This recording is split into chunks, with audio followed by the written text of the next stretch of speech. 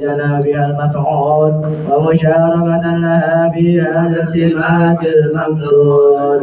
وحضرت بتوفيق الله سيدة مريم وسيدة آسيا ومعهما من الحور عين من قسم الله له من الشرف في القسمة الوافية